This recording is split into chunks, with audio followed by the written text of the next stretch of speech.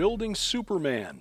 Welcome to Skywatch TV News for April 14th of 2015. I'm Derek Gilbert. If you can hear a little noise in the background today, as I said yesterday, this is the ongoing construction here at Skywatch TV. So rather than make the workmen or ask the workmen to stop while we record this news update, we're going to let it roll. So that's the source of the background noise if it picks up on the microphone.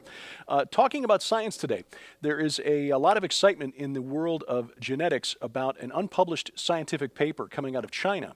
It's because this paper documents the very first time in which genetic editing process is leading to changes in the human germline that can be transmitted from one generation to the next.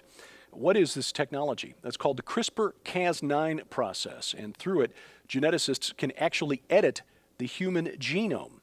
Now, coming from a broadcasting background, the best way I can explain it is like this. I do some freelance voiceover work, and thanks to electronic editing technology, I can take a paragraph that I've recorded and maybe record the same paragraph 2 or 3 times to get the best version. I can swap out sentences, sometimes individual words inside the paragraph, choosing from different takes in order to get the best combination of words and sentences so that the inflection, the read, is as good as possible for my client.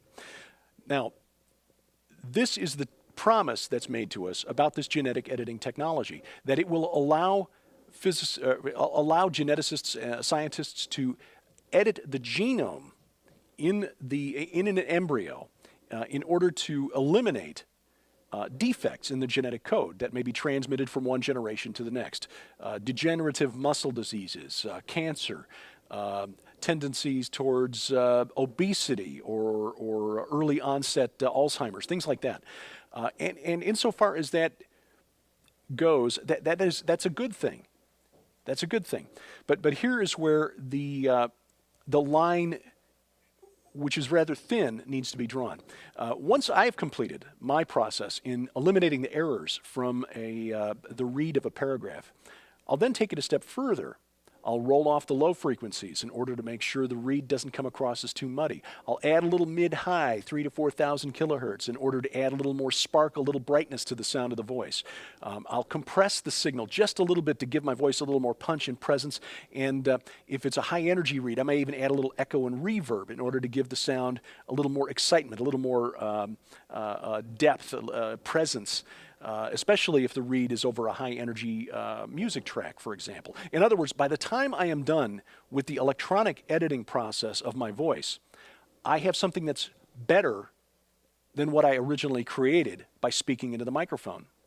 It's no longer my natural voice that the customer is paying for. I've created something, well, that they're willing to pay for through the process of editing and enhancing what was originally recorded. That is where the CRISPR-Cas9 technique crosses a line into some very dark ethical territory.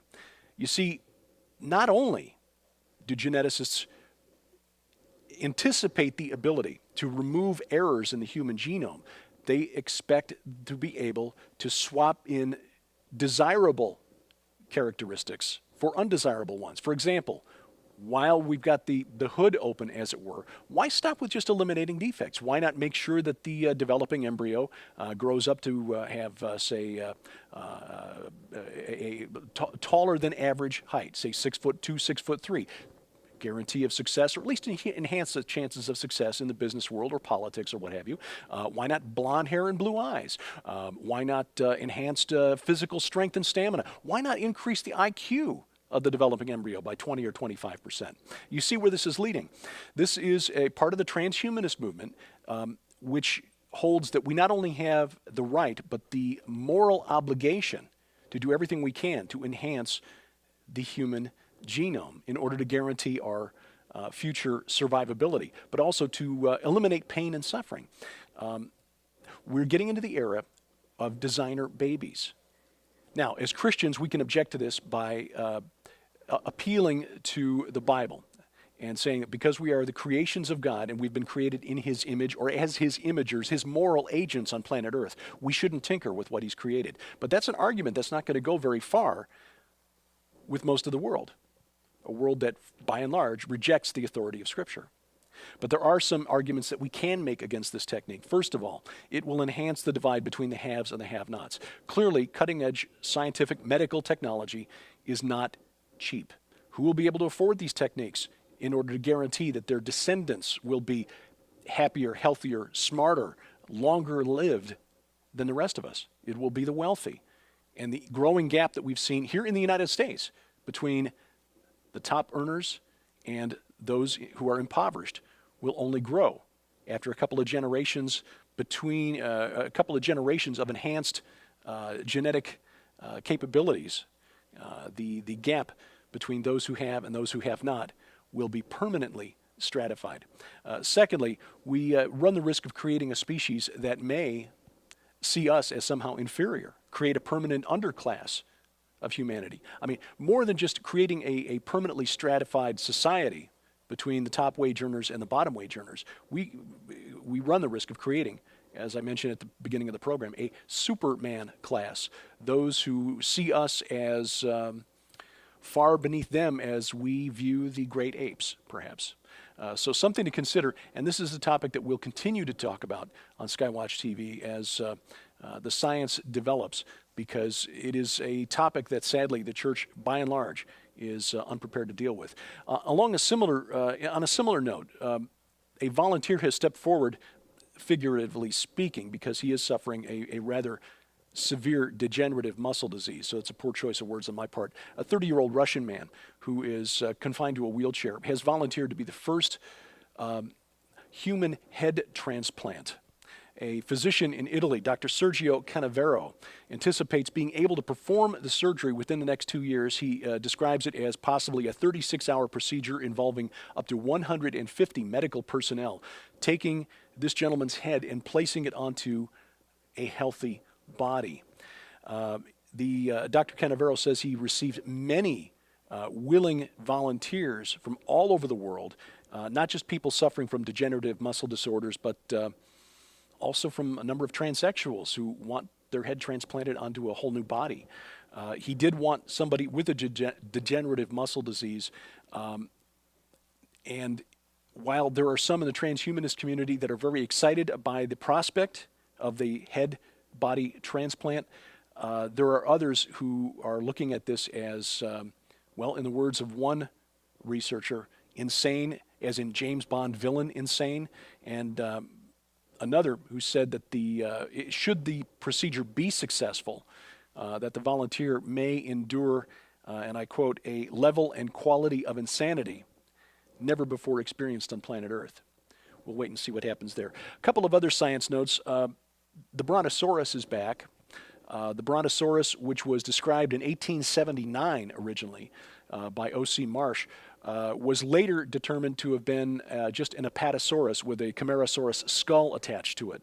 And so the Brontosaurus was relegated to the dustbin of history. But new research indicates that the skeleton of the Brontosaurus, or the Apatosaurus that was thought to be a Brontosaurus, is now actually different enough from the Apatosaurus to be a Brontosaurus.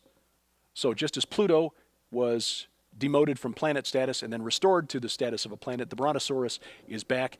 And one final note, astrophysicists, astronomers working in Australia have determined the source of strange radio signals that they've been trying to decipher for years.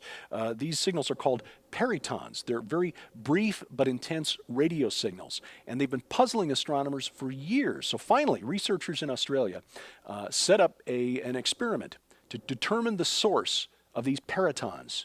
And after months of work, they were able to determine that rather than coming from an alien civilization reaching out to us across time and space, that the source of the radio signal was the microwave oven in the staff kitchen. Yeah.